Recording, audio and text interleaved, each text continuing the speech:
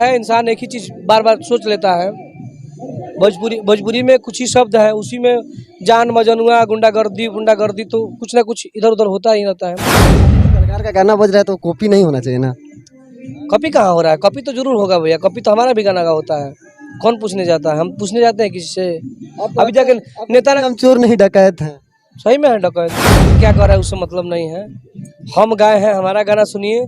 जे गईले बा। आपने जितना भी बात सुना टुनटुन लाल यादव का बिल्कुल सच है, 100% सच है, क्योंकि भोजपुरी इंडस्ट्री का जितना भी बड़े कलाकार है, छोटे बड़े कलाकार है, सबका गाना चोरी होता रहता है। तो फिलहाल ही में एक बड़े भैया विकास राव का गाना चोरी हो गया है, जो संघर्ष में जो भी अपलोड था ये गाना। चमरान जी के आवेदन शासन में राइफल बंटवा दे राशन में, जो टुनटुन लाल यादव चुरा के गा दिया है गाना।